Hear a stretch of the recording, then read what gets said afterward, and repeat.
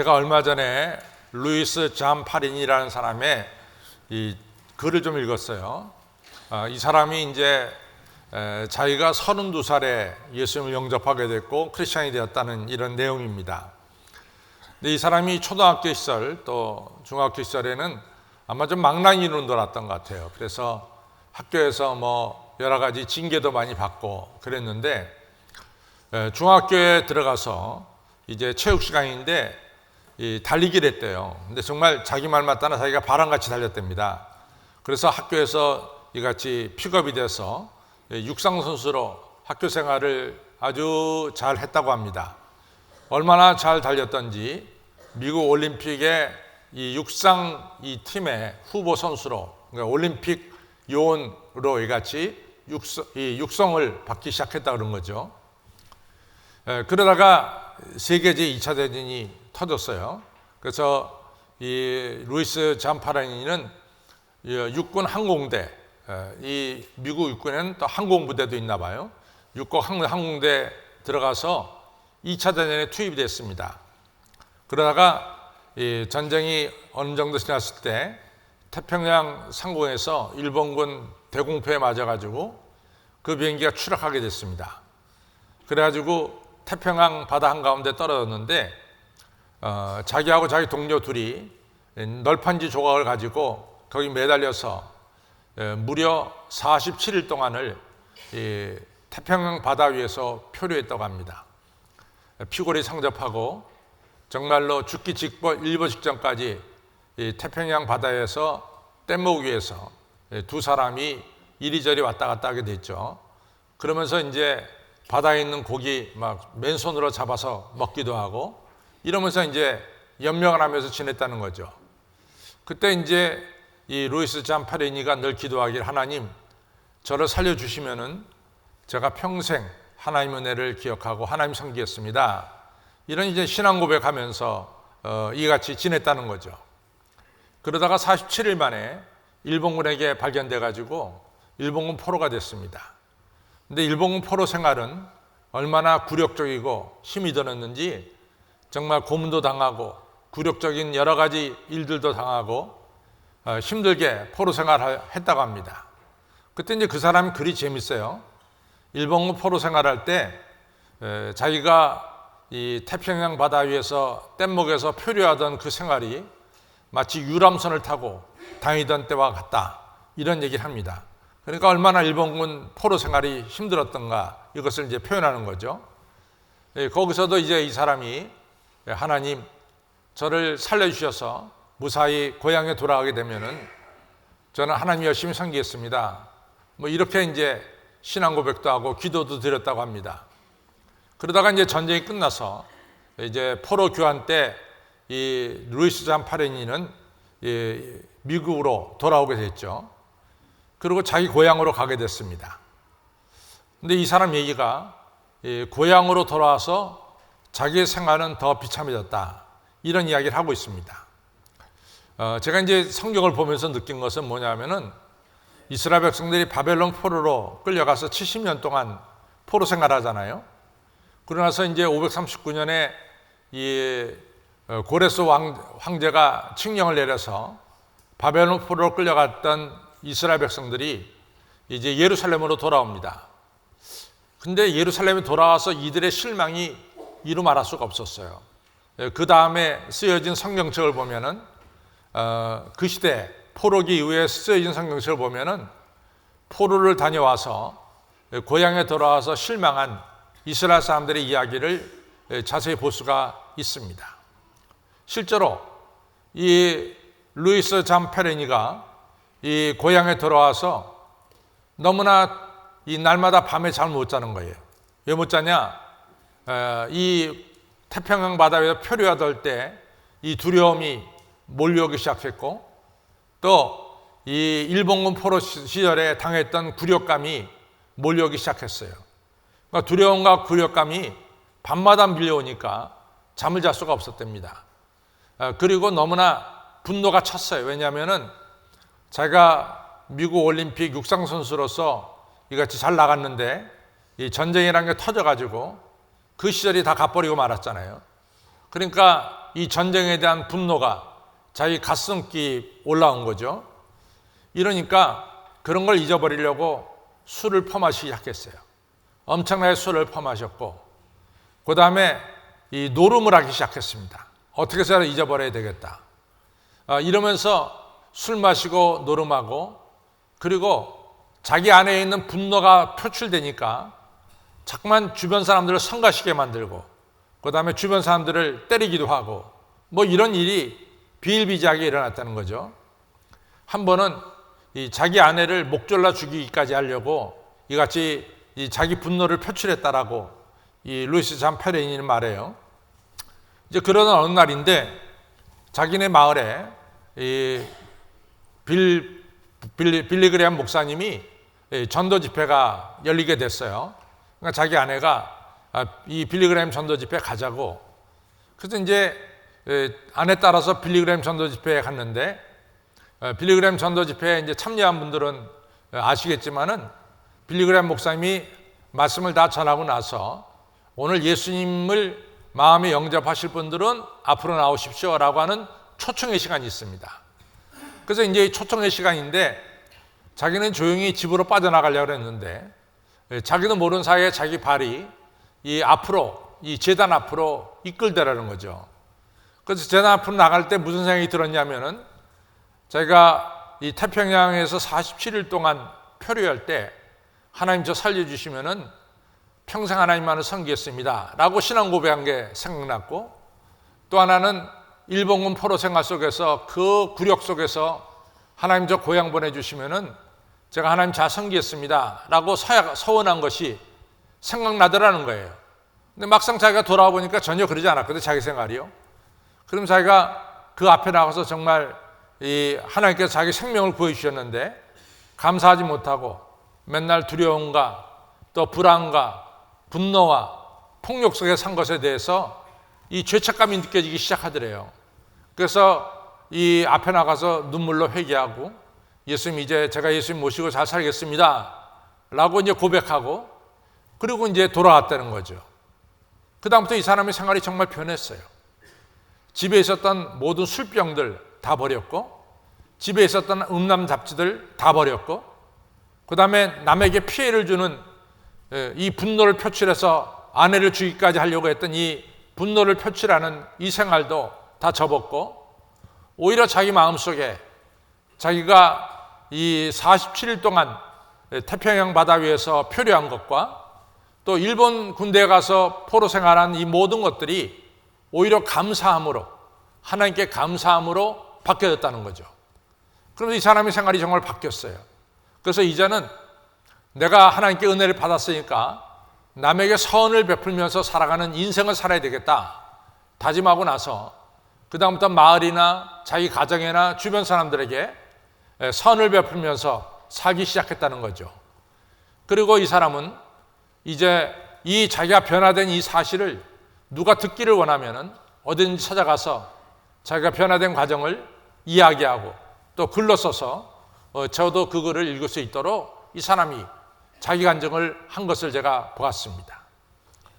이 사람 같은 이야기는 우리가 사실 이 사람뿐만이 아니라 여러 사람들을 통해서 이렇게 변화되는 이야기를 우리가 많이 들었을 것입니다. 근데 제가 왜 이 사람의 이야기를 꺼내냐면 이 사람의 얘기 속에 구원의 핵심이 들어있어요. 구원의 핵심은 무엇이냐? 구원의 핵심은 이 사람이 변화된 데 있습니다. 구원이란 뭐냐? 구원은 변화입니다. 변화가 없으면 구원이 없는 거죠. 구원이란 뭐냐? 구원이란 변화예요. 제가 지난 주일날 구원에 대해서 말씀했어요. 구원은 뭐냐? 구원은 우리가 하나님과 동행하는 것이 구원이다. 구원이란 뭐냐? 나 자신을 하나님께 온전히 내어 맡기는 게 구원이다. 구원이란 뭐냐? 내가 그리스도를 닮아가는 것이 구원이다. 이런 말씀을 제가 지난 주일날 구원이란 무엇이냐에 대해서 말씀을 했습니다. 거기에 덧붙여서 구원이란 뭐냐? 구원은 변화입니다. 변화가 없으면 구원이 없는 거예요. 구원이 바로 변화입니다. 저 따라 구원이란 변화다. 구원이란 변화예요. 변화가 있어야 되는 게 구원입니다. 우리가 마가복음 10장에도 그렇고 또 마태복음 19장에도 부자 청년에 대한 이야기가 나와요. 이 부자 청년이 예수님께 와서 선한 선생님이여 라고 예수님 부르면서 자기가 율법을 다 지킨 것, 나 외에 다른 신을 섬기지 말라, 우상 숭배하지 말라, 안식일을 지켜라, 하나님의 이름을 망령되이 일컫지 말라, 살인과 하는 도둑질, 이런 쭉 십계명을 얘기하면서 자기가 십계명을 어려서부터 잘 지켰습니다, 이하는 얘기해요. 그래서 말씀하기를, 예수님, 선한 선생님, 내가 무엇을 해야 영생을 얻겠습니까? 무엇을 해야 내가 천국에 들어갈 수가 있겠습니까? 이런 질문을 던졌어요. 그때 예수님이 뭐라고 대답하시냐면, 여러분과 제가 잘 알다시피 예수님이 그 청년에게 네가 가진 모든 재물을 다 팔아 가난한 자에 주고 그리고 와서 나를 따르라, 이 말씀을 하셨어요. 근데 이 말씀의 내용을 우리가 정확하게 알아들어야 돼요. 예수님께서 이 부자 청년의 재물을 가난한 자에게 다 주고 너는 빈털터리가 돼서 가난뱅이가 돼서 나를 따르라, 이것이 예수님이 하신 말씀의 핵심이냐 이거죠. 절대로 그렇지 않습니다. 예수님이 하신 말씀의 핵심을 우리가 정확하게 봐야 돼요. 예수님께서는 하나님 믿는 여러분과 저가 가난뱅이가 되는 것을 원하지 않습니다. 우리가 고린도후서 8장 9절에 보면은 부유하신 하나님께서 예수님께서 가난하게 되시면 너희를 부유케 하려고 가난하게 되셨다 그랬어요. 하나님은 여러분과 저를 아브라함처럼 복을 주셔서 복을 나누어주는 복의 통로가 되게 하시려고 했어요. 또 창세기 26장에도 하나님께서 약속대로 이삭에게 복을 주시되 그의 100배나 다한 축복을 주셨고 마침내 거부라는 칭함을 받도록 하나님께서 축복해 주셨어요. 우리가 이 말씀 속에서 하나님은 그 부자 청년을 가난뱅이로 만들려고 너 모든 것을 다 팔아 가난한 자에게 주고 그러고 나를 따르라, 이 말씀의 핵심이 아닙니다. 여기 핵심 뭐냐? 우리 주님께서 중요한 이야기를 하셨어요. 네 중심에 누가 있냐? 네 중심에 재물이 있지 않냐? 재물이 있는 한 너는 영생을 누리질 못해. 네 중심에 재물이 중심이 되는 한 넌 천국을 누리지 못해. 그러니까 네 중심을 좀 바꿔. 누구로? 예수님으로 바꿔란 말이야. 네 중심을 하나님으로 바꿔라. 그때 네 삶 속에 천국이 이루어지고 네 삶 속에 영생의 확신이 너에게 있게 된다. 이 중요한 사실을 말씀하고 있어요. 여기서 한 걸음 더 나가서 중요한 얘기는, 여러분들, 이 청년은 내가 율법을 몇 개를 더 지켜야 천국에 들어가겠습니까? 우리가 천국이라고 하는 어떤 문 속에 우리가 어떻게 하면 들어가겠습니까? 이런 얘기를 하는 거죠. 근데 예수님은 그 얘기를 하는 것이 아니라 너희 안에 천국을 모셔라, 이런 얘기. 너희 안에 천국을 모셔라, 이런 얘기죠. 우리는 천국에, 어떤 천국에 우리가 걸어 들어가는 것처럼 생각한단 말이죠. 그러나 성경을 보면은 천국은 하늘에서 땅으로 내려온 것이 천국이에요. 높고 높은 보좌를 버리시고 낮고 천한 이 땅에 오셔서 누구든지 회개하고 예수님을 영접하는 자는 영생을 가졌고 거기에 바로 천국이 이루어짐을 말씀하고 있는 거죠. 그러니까 우리의 생각이 바뀌어야 돼요. 우리는 천국은 무슨 선한 일 해가지고 천국에 들어간다, 이런 게 우리에게 굉장히 익숙해져 있어요. 그러나 사실은 천국은 뭐냐? 천국은 하나님께서 이 땅에 오셨어요. 이 땅에 오신 하나님을 내 안에 모시는 거야. 천국은 내 안에 모셔드리는 거란 말이지. 우리가 걸어 들어가는 것이 아니라 천국은 우리 안에, 내 안에 모셔드리는 것이 바로 천국이다, 이런 얘기입니다. 자, 사도 바울을 보세요. 우리가 이제 이 사도 바울에 대해서 너무나 잘 알죠. 사도행전 9장에 보면은 이 사도 바울이 이 다메섹 올라가다가 예수님 만나요. 그래서 나귀에서 떨어져서 바닥에 떨어졌습니다. 사울아 사울아 부르죠. 사울이 말하기를 니십니까? 난 네가 핍박하는 예수다, 이렇게 이제 예수님이 대답하죠. 그래가지고 사울이 떨어져갖고 장님이 됐어요. 그래가지고 다메스커스에 있는 직가라는 거리에, 우리 직가라는 거리는 우리 교회 앞이 자문로인데 자문로와 똑같이 직가라는 이런 거리죠. 그 거리에 유다 집에 이제 사울이란 청년이 누워 있었죠. 그때 이제 아나니아 이 선지자 가서 누워 있는 사울 청년에게 안수해서 기도했어요. 그 다음에 세례 받았어요. 장님이 눈뜨게 됐어요. 그 다음에 사울이 나가서 이제 이 다마스커스에서 복음을 전하죠. 여기서 우리가 세례라고 하는 것은 옛사람이 죽고 새 사람이 되는 것이 세례죠. 그래가지고 이 사울이라는 청년이 나가서 다마스커스에서 예수님을 증거합니다. 여러분들이 예수님 믿으십시오. 이 땅에 오신 하나님의 아들 예수님을 영접하십시오. 복음을 전했어요.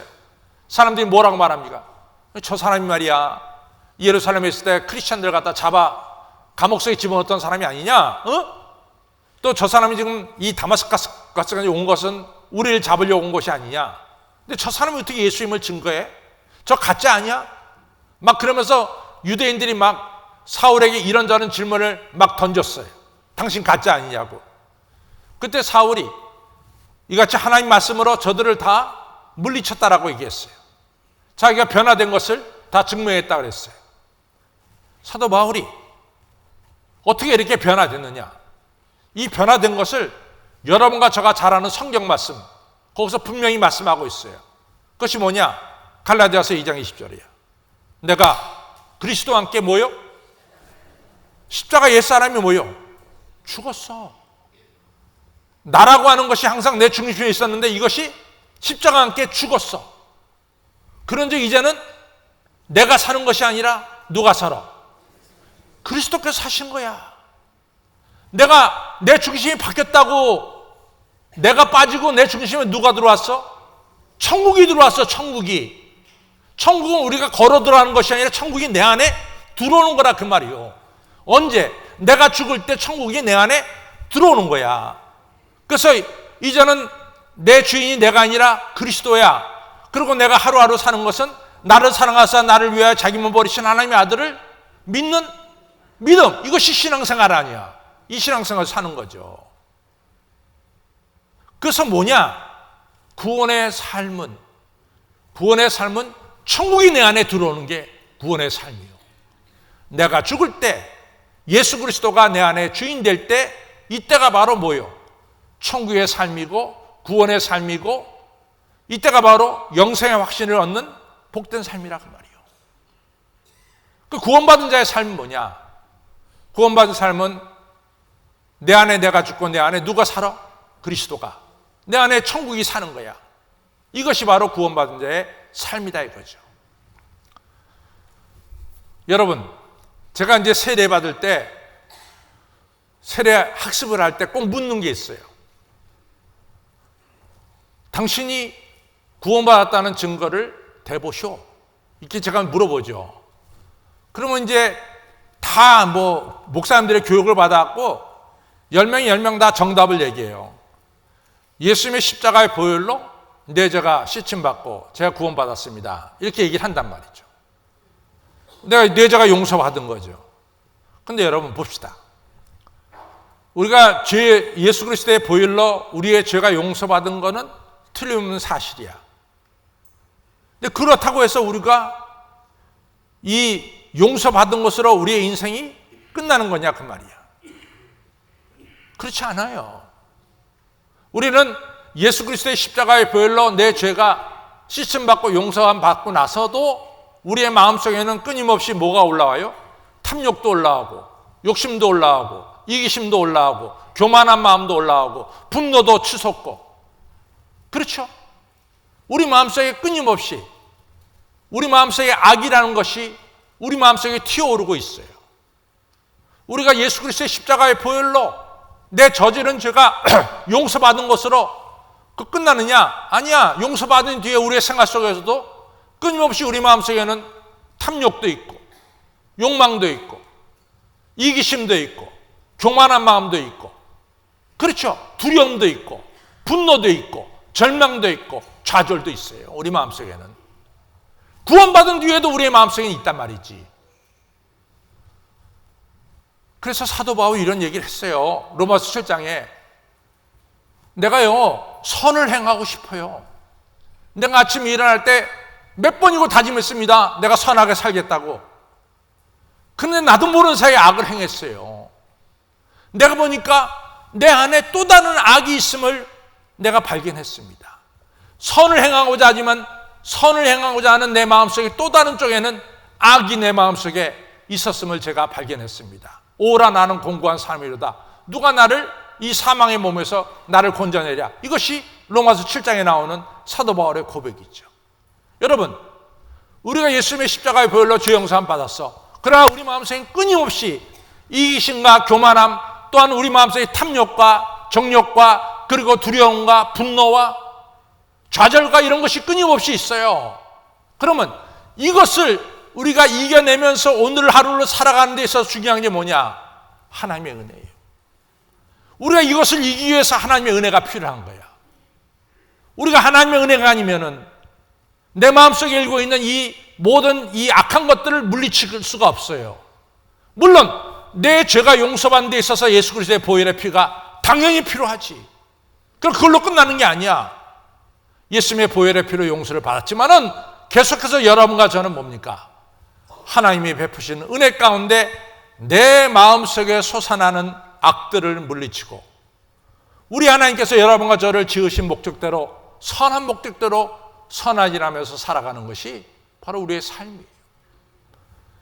따라서 중요한 것은 여러분과 저에게는 은혜가 없이는 살아갈 수가 없는 거죠.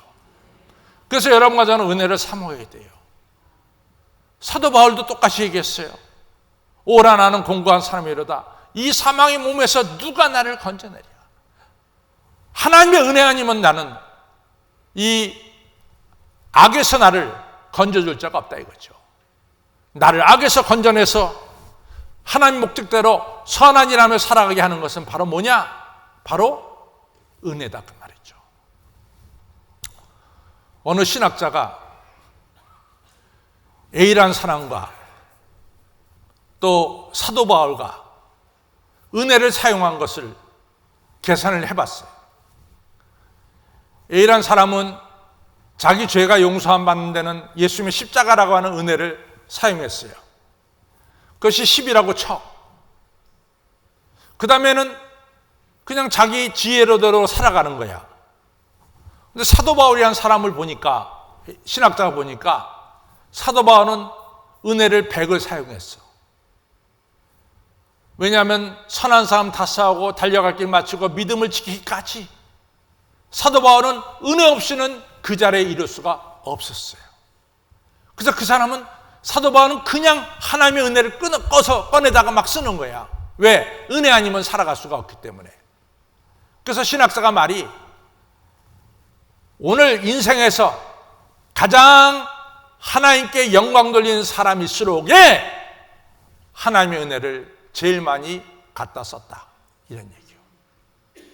은혜를 제일 많이 갖다 썼다는 거예요. 여러분과 저는 은혜 없이는 살아갈 수가 없어요. 은혜 아니면 살아갈 수가 없대도. 그렇기 때문에 구원받은 자의 삶은 당연히 예수 그리스도의 보혈의 피로 용서받고 그 다음에 뭐예요? 은혜 가운데 사는 삶이야. 은혜 가운데. 은혜 아니면 우린 구원받은 자의 삶을 살아갈 수가 없죠. 우리에게는 은혜가 필요해요. 첫 번째 제가 구원받은 자의 삶은 뭐냐? 내 중심에 천국이 들어오는 거야. 예수님이 나에게 주인이 되는 거죠. 두 번째 구원받은 자의 삶은 뭡니까? 은혜 가운데 사는 거야. 은혜 아니면 살아갈 수가 없는 거죠. 세 번째, 1865년에 아브라함 링컨 대통령이 죽었어요. 총에 맞아서. 그때 미국의 이 교계에서는 어떤 이야기가 그 당시에 또 돌아다녔냐면은 아브라함 링컨 대통령이 구원받았느냐, 구원받지 못했느냐, 이것이 하나의 이슈였어요. 아브라함 링컨 대통령이 구원받았냐, 구원받지 못했냐가 이슈였어요. 사실은 요즘은요, 그렇게 설교하는 사람은 별로 없었지만은 제가 30대 때만 하더라도 그렇게 설교하는 사람들이 있었어요. 한 30년 전만 하더라도 그렇게 설교하는 사람들이 있었대도. 뭐냐? 노아의 세 아들이 있죠. 노아의 세 아들이 셈과 함과 야벳이죠. 근데 저주받은 아들이 누구야? 함이야, 함. 아버지의 수치를 갖다가 가리지 않았다고 함이 이같이 저주받았고, 그 함에게 넌 종노를 할 거다, 이런 얘기를 했다고. 그러니까 이 함은 종으로 살아야 돼. 노예로 종노를 하라 그랬으니까. 근데 그 당시만 하더라도 어떤 생각을 하냐면 흑인들은 함이라 이거지, 종이라 이거지. 그러니까 백인의 종로를 타야 되는 거야. 그게 하나님의 섭리라는 거지, 원칙이라는 거지. 근데 그걸 아브라함 링컨 대통령이 노예를 해방시켰어. 그건 뭐야? 하나님의 섭리를 깨트려 버렸다 이거지, 아브라함 링컨 대통령이. 그러니까 총에 맞아 죽었다는 거야. 여러분들 웃죠? 지금부터 30년 전에는 그렇게 설교하고 다니는 사람들이 우리들 주변에도 많이 있었습니다. 우리 주변에 많이 있었어요. 저도 그 설교 많이 들었어요. 그러니까 1865년에 아브라함 링컨이 죽었을 때는 얼마나 그 얘기가 이슈가 됐겠냔 말이지, 이슈가. 여러분, 이 알버트 슈보이처 박사가 있잖아요. 신학자입니다. 음악가면서 의사면서 신학자예요. 그 알버트 슈바이처 박사의 신약 이 주석은 너무 유명해요. 근데 이 슈바이처 박사가 말하는 신비주의에 대한 것이 조금 다른 사람하고 의견이 다를 수가 있어요. 그래서 저는 이 한때 그 얘기 많이 들었어요.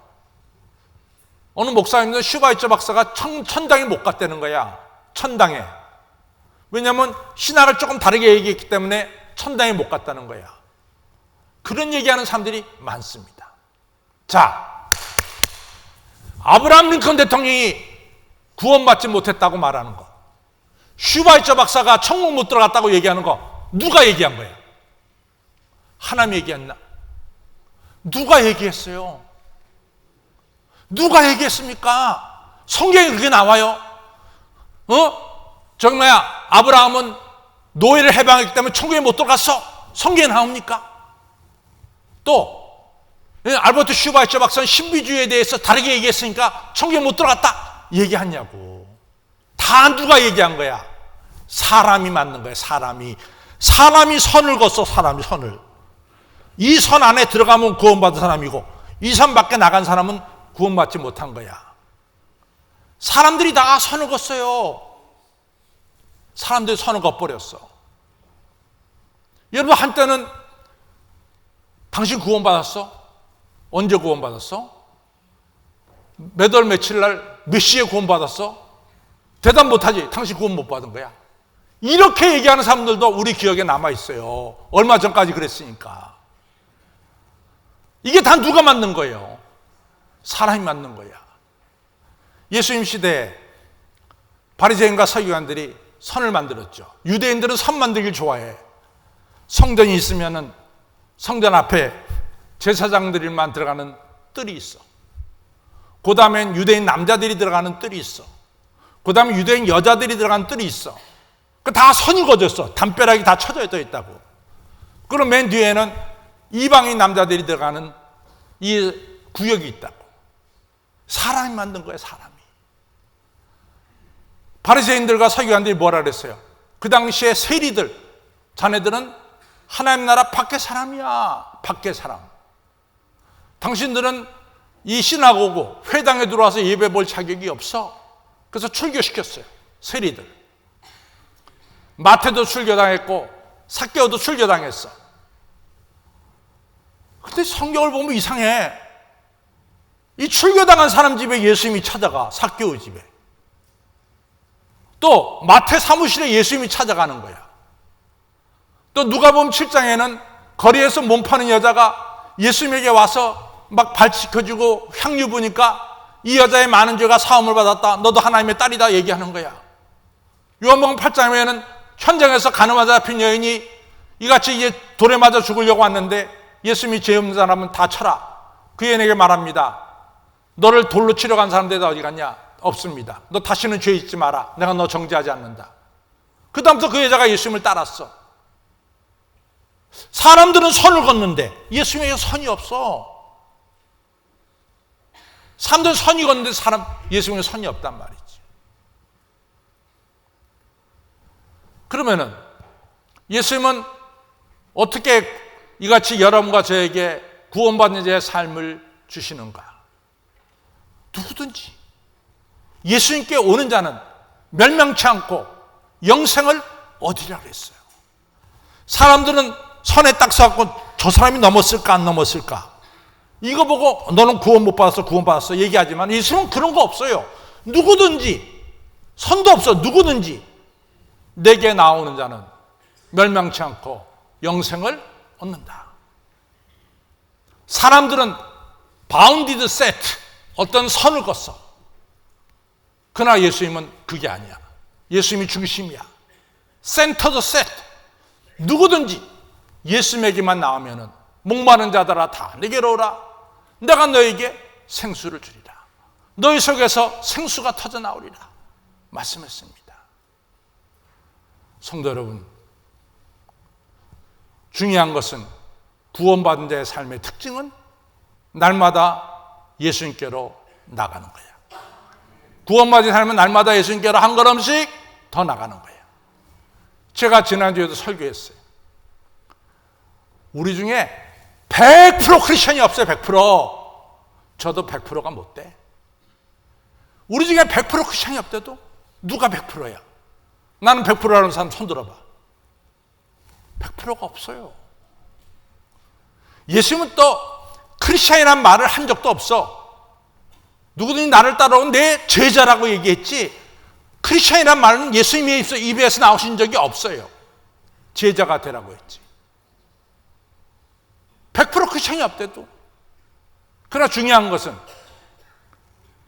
천천히 그리스도에게로 가까이 가는 사람이 있는가 하면은 천천히 그리스도에게서 멀어지는 사람이 있어. 근데 특별한 게 있어요. 천천히 그리스도에게 멀어지는 사람은 그것도 모르고 자기는 크리스천이라고 얘기해. 그러나 천천히 그리스도에게 가까이 가는 사람은 언제나 나는 부족합니다. 하나님의 은혜가 없이는 살아갈 수가 없습니다. 이 고백이 있어요. 우리 가운데는 두 종류밖에 없어. 천천히 그리스도에게로 한 걸음씩 가까이 나가는 사람이 있는가 하면은 반대로 자기도 몰라. 한 걸음씩 그리스도에게서 멀어지고 있는 사람들도 많단 말이지. 구원받은 자의 생활은 뭐냐? 날마다 한 걸음씩 그리스도에게로 가까이 나가는 겁니다. 이것이 구원받은 자의 삶입니다. 오늘 잘 여러분과 저를 살펴보세요. 여러분 날마다 한 걸음씩 그리스도에 가까이 나가고 있습니까? 여러분들은 구원받은 자의 삶을 살아가고 있는 거예요.